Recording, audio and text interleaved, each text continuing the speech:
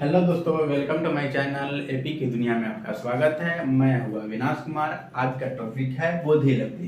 यानी बुद्धि लब्धि किसे कहते हैं, बुद्धि लब्धि को प्रतिपादन किसने किया था और बुद्धि लब्धि का सर्वप्रथम प्रयोग किसने किया था और बुद्धि लब्धि का सूत्र क्या होता है और एक व्यक्ति का हम बुद्धि कैसे ज्ञात करते हैं। ठीक है, तो चलिए स्टार्ट करते हैं। स्टार्ट करने से पहले कहना चाहूँगा कि अगर ये वीडियो आपको अच्छा लगेगा तो लाइक शेयर कमेंट तथा सब्सक्राइब करना ना भूलें और बेल आइकन को आप दबाएं, क्योंकि सबसे पहले वीडियो आपके पास। ठीक है, तो हम स्टार्ट करते हैं। तो आपको बता दें कि इन्हें एक मनोवैज्ञानिक ने प्रतिपादन किया था जिसका नाम था विलियम स्टर्न।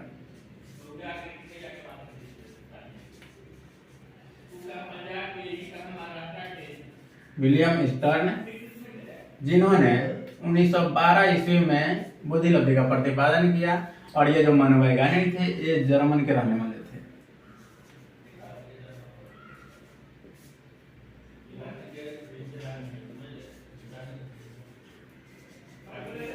जर्मन के निवासी थे, समझ गए। और इन्होंने कहा कि जो हमारा बुद्धि लब्धि एक ऐसी योग्यता है जिसके द्वारा हम किसी भी व्यक्ति का आसानी से बुद्धि ज्ञात कर सकते हैं। ठीक है, और इन्होंने ये भी कहा कि बुद्धि लब्धि ज्ञात करने के लिए सर्वप्रथम मानसिक आयु से कालानुक्रमिक आयु में भाग देकर उसे 100 से गुना कर दिया जाता है, जिसके बाद हमारा बुद्धि ज्ञात हो जाता है। तो इन्होंने एक फार्मूला बताया कि इसका एक फार्मूला होता है। तो फार्मूला चलिए हम लिख देते हैं।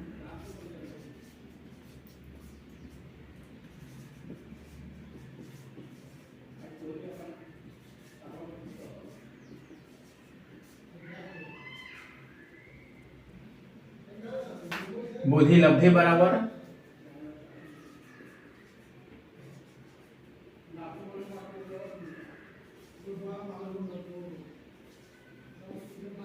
मानसिक आयु बटे कालानुक्रमिक आयु।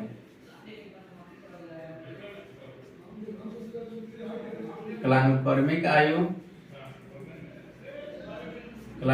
आयु गुने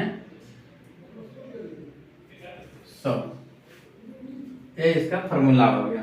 ठीक है दोस्तों, और इसमें जैसे क्या है ना, अगर शॉर्ट में आपको है ना एग्जाम में ऐसे भी पूछे जाते हैं कि बुद्धि लब्धि का सूत्र क्या होता है, तो अब वहां पर आपको ऐसे भी दे देता है। आपको दे देगा IQ बराबर M/C गुने 100 होता है। तो M/C का मतलब आपको बता देते हैं कि बुद्धि को हम इंटेलिजेंट कहते हैं, यानी बुद्धि को I से सूचित करते हैं और लब्धि को Q से सूचित करते हैं और मानसिक आयु को हम M से करते हैं और कालानुक्रमिक को C से करते हैं। तो आपका फॉर्मूला ये भी हो सकता है। ठीक है, ये भी है। आपको एग्जाम में अधिकतर करके ऐसा ही पूछता है। ठीक है, ऐसे भी पूछेगा। और इसी का एक और नाम भी है जिसे हम बौद्धिक आयु कहते हैं।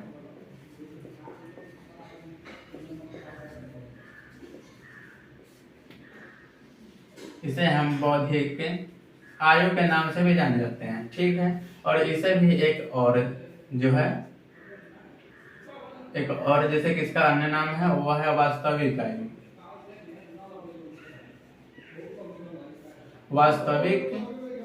आयु। दोस्तों, आपके एग्जाम में ऐसे भी पूछे जाते हैं बौद्धिक आयु बटे वास्तविक आयु गुने 100, और ऐसे भी पूछे जाते हैं IQ बराबर M/C। ठीक है, यानी इन तीन तरह से आपके जैसे क्या है ना एग्जाम में पूछे जाते हैं। ठीक है, ऐसा आप मत समझिएगा कि हाँ किस क्लास के लिए VVI है। ये ऑल एग्जाम के लिए ये VVI है। अधिकतर करके आपको बता दें कि 12th के लिए, क्योंकि 12th में आपको प्रत्येक वर्ष 2 से 3 नंबर इसमें से आपको पूछे जाते हैं। इसलिए एक बार 2 बार आप रिपीट करके इस वीडियो को देखकर आसानी से याद कर सकते हैं। ठीक है, तो आपको जैसे कि है ना ये सूत्र हो गया। ठीक है, और उसके बाद इन्होंने क्या कहा कि मानसिक आयु से कालानुक्रमिक आयु में भाग देकर 100 से गुना कर दिया जाता है। उसके बाद क्या हो जाता है, बुद्धि ज्ञात हो जाता है। तो चलिए और ये भी बता दो दोस्तों कि इसका जो प्रयोग किया था, यानी बुद्धि लब्धि का जो प्रयोग करने वाले जो एक मनोवैज्ञानिक थे, यानी इन्होंने क्या किया था, इन्होंने तो जैसे कि है इसका प्रतिपादन किया था, समझ गया। इसका जो प्रयोग करने वाले जो मनोवैज्ञानिक था उसका नाम था टर्मन, जिन्होंने सर्वप्रथम बार इन्होंने यानी सबसे पहले इसका बुद्धि लब्धि का प्रयोग किया था, ठीक है। और आपको बता दें कि हम बुद्धि लब्धि ज्ञात कैसे करेंगे, ठीक है। तो एक क्वेश्चन हम लिखते हैं, एक बालक की मानसिक आयु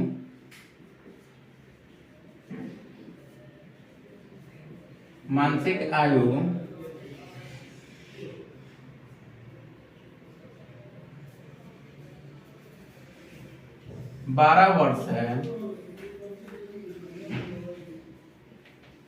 तथा उनकी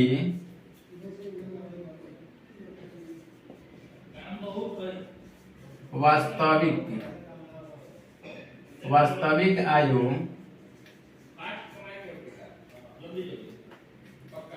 10 वर्ष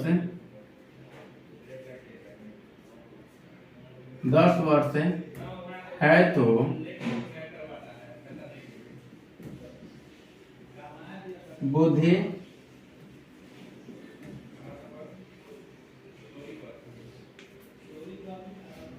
बुद्धि लब्धि ज्ञात करें, ठीक है। इस तरह से आपके एग्जाम में दोस्तों पूछे जाते हैं, ठीक है। तो चलिए इसको हम अब बनाएंगे कैसे, ठीक है। तो पहले हम यहाँ पर दोस्तों लिख देंगे यानी कितना मानसिक आयु कितना है वो लिख देंगे,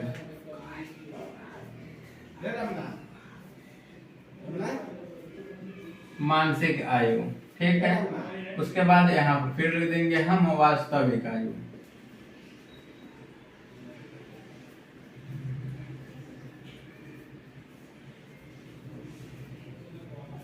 वास्तविक आयु। तो हम देख लेंगे कि हाँ इसमें मानसिक आयु कितना है और वास्तविक आयु कितना है, ठीक है। तो मानसिक आयु कितना है, 12 वर्ष है,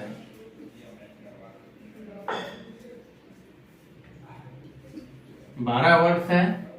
और जो हम वास्तविक आयु लिखे हैं, वास्तविक आयु कितना है, 10 वर्ष है। हम यहाँ पर लिख लेंगे 10 वर्ष, ठीक है। उसके बाद अब लिख देंगे सूत्र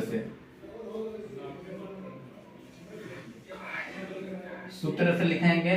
अब सूत्र क्या है, हम सूत्र भी लिख देंगे यहाँ पे, सूत्र लिख देंगे क्या, शॉर्ट में हम लिख देते हैं दोस्तों, क्योंकि हम आपको बता दिए हैं तीनों तरह से कैसे कैसे पूछा जाता है, ठीक है। तो यहाँ पर हम शॉर्ट में आपको हम लिख देते हैं, जैसे कि शॉर्टकट में फॉर्मूला IQ बराबर M/C गुने 100, ठीक है। तो बुद्धि लब्धि फिर अब हम बैठा देते हैं, तो कितना हो जाएगा, IQ बराबर मानसिक आयु कितना है 12 वर्ष और वास्तविक आयु जो है आपको 10 वर्ष है, और गुने कितना हो जाएगा 100 हो जाएगा। तो चलिए हम दोस्तों इसको काट देते हैं, 0 से 0 आपको कट जाएगा और इसे हम क्या कर देंगे, गुना कर देंगे, ठीक है। तो फिर हम नीचे जाते हैं, IQ बराबर कितना, इसे गुना कर देंगे तो कितना हो जाएगा दोस्तों, 120 हो जाएगा, ठीक है। यानी 120 आ जाएगा। तो अब हम देखेंगे कि जो 120 आया है इस बुद्धि वाले व्यक्ति क्या कहलाते हैं, ठीक है। तो मनोवैज्ञानिकों ने जैसे कि एक तालिका भी बनाया कि हाँ कि कितने बुद्धि वाले व्यक्ति क्या कहलाते हैं, ठीक है दोस्तों। तो उसका हम तालिका आपको यहाँ पर लिख दिए हुए हैं, बुद्धि लब्धि के आधार पर व्यक्तियों का वर्गीकरण, समझ गए। तो आपको इतना एक है, समझ गए दोस्तों, एक इतना हो गया और एक इतना हो गया। आपके एग्जाम में यही से पूछेगा, इसके अलावा बायली आपको कहीं से नहीं पूछ सकता है, इसलिए आप इतना ही याद कर ले। आप समझो कि आपका 5 नंबर क्लियर हो चुका है, ठीक है, और हो जाएगा आपका, ठीक है। तो हम देख लेंगे कितना आया है बुद्धि लब्धि कितना आया है, 120 आया है। तो हम इसमें 120 देख लेंगे, यानी 120 कहाँ पर है, तो यहाँ पर देखिए, यहाँ पर दिया हुआ है आपको सेकंड नंबर में 120 से 130, यानी 120 वाले जो बुद्धि है वो क्या कहलाते हैं, आपको यहाँ पर देख लीजिए, 120 वाले जो बुद्धि है वो श्रेष्ठ कहलाते हैं, समझ गए, वो क्या कहलाते हैं, श्रेष्ठ कहलाते हैं। तो हम यहाँ पर लिख सकते हैं कि यह अतः यह बालक, दोस्तों यहाँ पर बालक है ना, तो हम लिख देंगे कि यह बालक श्रेष्ठ